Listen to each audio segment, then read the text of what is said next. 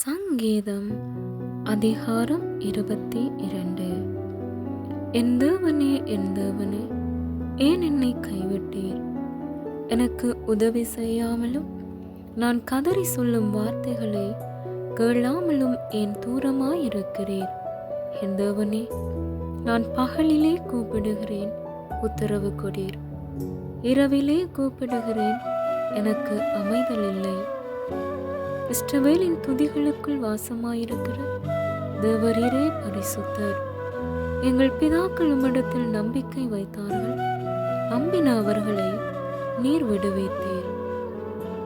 உம்மை நோக்கி கூப்பிட்டு தப்பினார்கள், உம்மை நம்பி வெட்கப்பட்டு போகாதிருந்தார்கள்.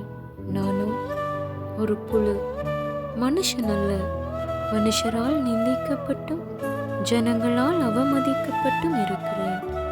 என்னை பார்க்கிறவர்கள் எல்லாரும் என்னை பரியாசம் பண்ணி உதட்டை பிதுக்கி தலையை துலுக்கி, கர்த்தர் மேல் நம்பிக்கையாயிருந்தானே, அவர் இவனை விடுவிக்கட்டும், இவன் மேல் பிரியமாயிருக்கிறாரே, இப்பொழுது இவனை மீட்டு விடட்டும் என்கிறார்கள்.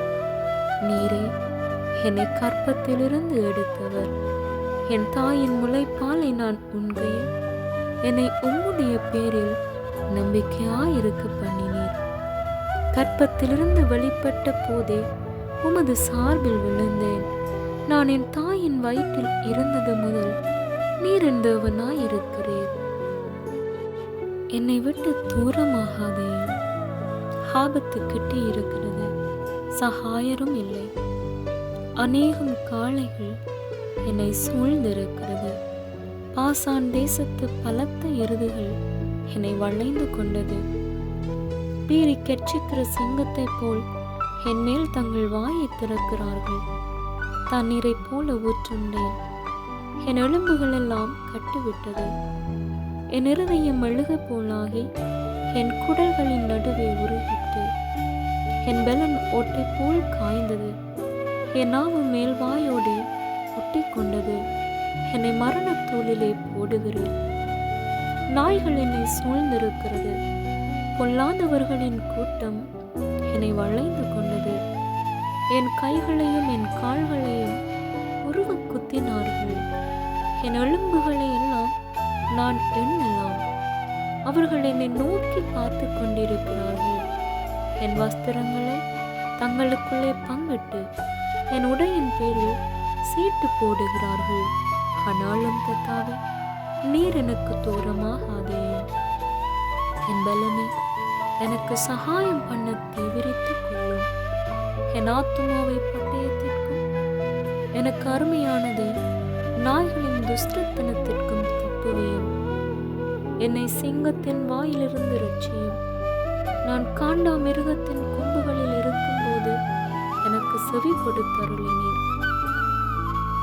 உம்முடைய நாமத்தை என் சகோதரருக்கு அறிவித்து சபை நடுவில் உம்மை துதிப்பேன்.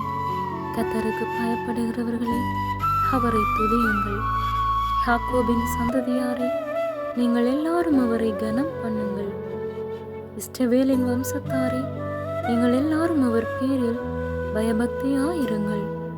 உபத்திரவப்பட்டவனுடைய உபத்திரவத்தை அவர் அற்பமாய் எண்ணாமலும் அருவருக்காமலும் தம்முடைய முகத்தை அவனுக்கு மறைக்காமலும் இருந்து தம்மை நோக்கி அவன் கூப்பிடுகையில் அவனை கேட்டருளினார்.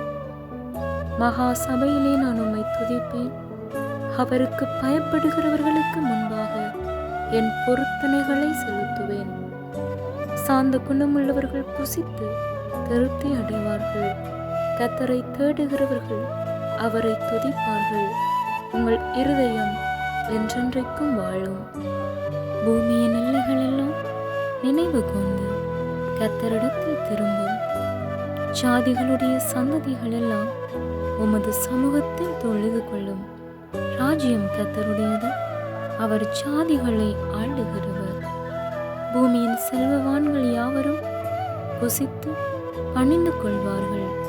புழுதியில் இறங்குகிறவர்கள் யாவரும் அவருக்கு முன்பாக வணங்குவார்கள். ஒருவனும் தன் ஆத்துமா அழியாதபடி அதை காக்கக்கூடாதே. ஒரு சந்ததி அவரை சேவிக்கும், தலைமுறை தலைமுறையாக அது ஆண்டவருடைய சந்ததி எனப்படும். அவர்கள் வந்து அவரே இவைகளை செய்தார் என்று பிறக்கப் போகிற ஜனங்களுக்கு அவருடைய நீதியை அறிவிப்பார்கள் என்பதே. ஆமென்.